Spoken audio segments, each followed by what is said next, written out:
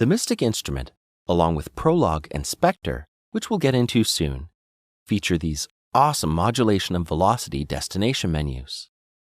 We can use the LFO to modulate up to 8 things and assign modulation that's velocity controlled 8 times. Velocity controlled means how hard or soft the key is pressed. Let's use LFO1 to modulate the volume. Click here and select volume. And while we're at it, let's get rid of the other destination. Click and drag to set the amount to 30. Now when we play notes, it almost sounds like they're being sent through a rotary speaker. Let's use LFO2 as well, and I guess keep it set to sine. Set the speed to 21 and the depth to 41. Make sure it's in the part mode as well. Now select Chorus as the mod destination and set the amount to 99. We can also use the envelopes for modulation. Let's use envelope 3 to modulate the cut knob. Make sure 3 is selected and set the attack to 2, the decay to 131, the release to 28, and the sustain to 0. Now select Cut as the mod destination and set the amount to 64 or so.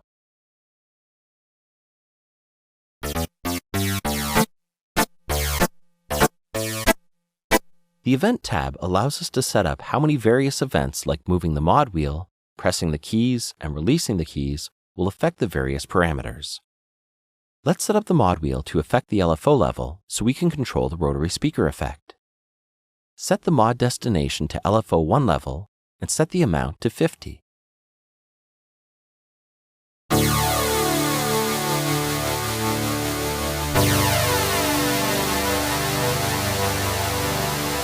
Finally, let's add some effects using the Final tab. To activate the distortion, delay, or modulation, just click on the Active button. I don't want to add any distortion, so let's start with some delay. Let's use cross delay, which bounces the delay between the left and right channels.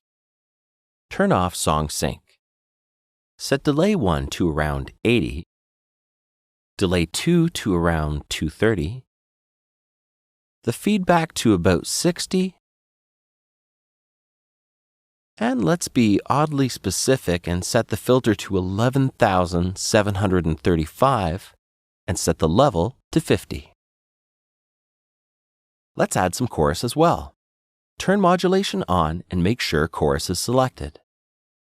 Set the rate to 0, the depth to 60, the delay to 50, the feedback to 0, and the level to 85. Now that's sounding a lot more interesting than it was when we first started. The SR section allows us to change the sample rate.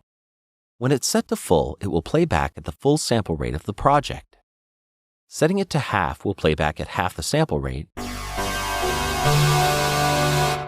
and quarter will play back at a quarter of the project sample rate. The lower the rate, the less high-frequency content there will be. It also lowers the quality, but it can have some cool effects. Plus, it can save you on CPU power. Let's just leave it set to full. Finally, there are 2 more controls which it took me a while to realize were even there. There's a pitch range selector on the left here and a max voices selector on the right. Well, that was quite a bit of work to get one sound, and this may not be the best example of how cool Mystic really is.